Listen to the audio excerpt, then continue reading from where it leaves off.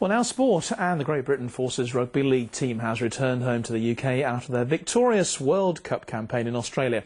They arrived back at Heathrow Airport yesterday morning with the Forces trophy after an unbeaten 5-match run in the tournament, and I was there to meet them.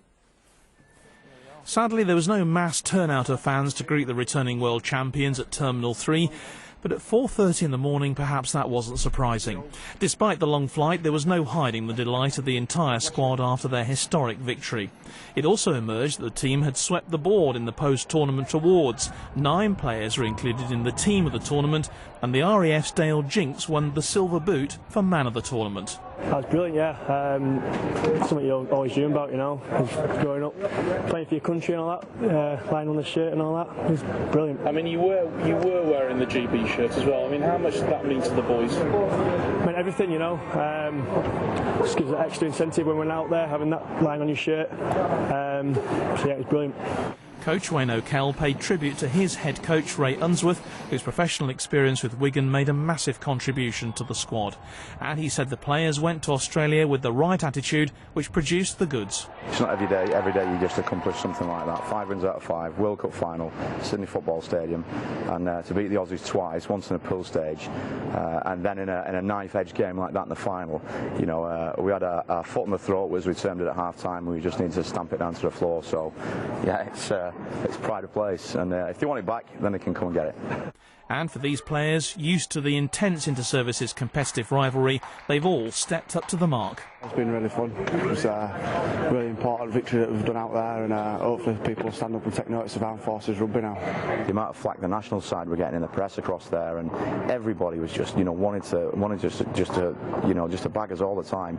So we became even closer, you know, and we did become like a true band of brothers across there, you know. And with that goal in sight, you know, we said we were going to have an unshakable belief, you know, that we could do something, we could achieve our target, and we did.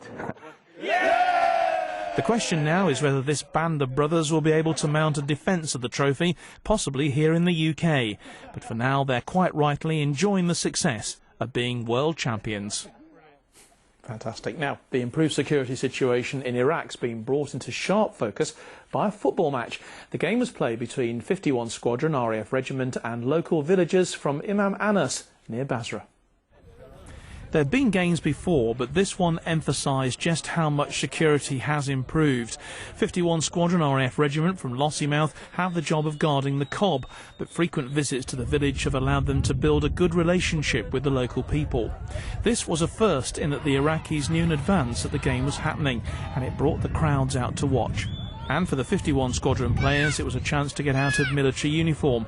They played in their RAF kit, while their local hosts wore the red of Arsenal. It was a close match with no holds barred in the tackling. Football is huge in Iraq after their recent Asian Cup successes. Almost inevitably, after 90 minutes, it was still 0-0 and had to be decided on a penalty shootout.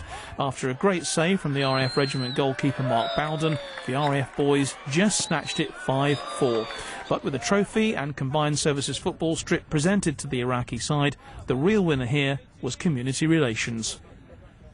Finally, Rugby Union and the Inter-Services Under-23 Championship kicks off tomorrow when the RAF takes on the Army at RAF Halton. We'll have all the action for you on Monday. Emma.